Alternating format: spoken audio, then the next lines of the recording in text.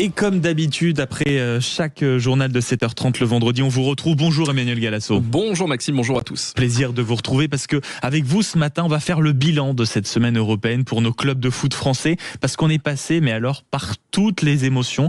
Vous, qu'est-ce que vous retenez de cette dernière journée de phase de Ligue ?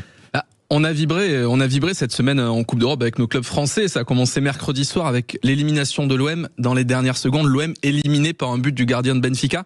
Ça n'était jamais arrivé finalement. Il n'y a qu'aux Marseillais que ça peut arriver une chose pareille. Et souvenez-vous quand même qu'ils nous avaient fait une promesse, les Marseillais en début de saison. Les dirigeants nous avaient dit cette année on va marquer les esprits en Ligue des Champions. Donc c'est chose faite, bravo à eux. Pendant ce temps, le PSG a calé face à Newcastle. Il devra jouer un tour de barrage, un match en plus avec le barrage. C'était pas forcément prévu pour les Parisiens.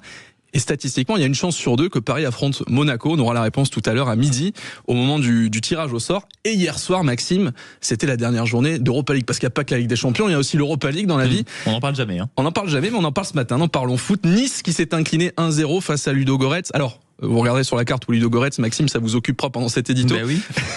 Nice était déjà éliminé avant le match, mais les Niçois ils ont voulu être à la hauteur de la réputation, donc ils se sont dit allez, on va quand même perdre le dernier match pour rester dans une belle dynamique. Et c'est ça qui est beau avec les Niçois, c'est qu'on s'attend à rien, mais on est quand même déçus. Et Maxime, vous remarquerez que contrairement aux OQTF, les Niçois ne restent pas en Europe. C'est une grande différence avec tout le respect, évidemment. Et pendant ce temps, les Lyonnais, les bons élèves, eux, ils ont battu le PAOK 4-2. Lyon qui a conforté sa place de leader en Europa League. Rappelez-vous quand même qu'il y a 6 mois, Lyon était au bord de la relégation. Aujourd'hui, Lyon roule sur l'Europe. C'est un comeback à la Charlie et Dino, comme on dit dans le musical, voilà, pour faire une référence un petit peu moderne. Donc Lyon aujourd'hui premier d'Europa League, favori, et Strasbourg aussi premier en Conference League. Actuellement, on a 2 clubs français qui terminent premier dans 2 coupes d'Europe différentes. C'est une première. Et j'ai envie de dire aujourd'hui, regardons haut, regardons loin. Paris a ouvert une porte l'année dernière en gagnant la Ligue des Champions. Donc il faut que les clubs français s'y engouffrent. Et je le dis ce matin, les Lyonnais et les Strasbourgeois se doivent d'être ambitieux et de viser le titre européen. L'Europa League et la Conference League, c'est à leur portée.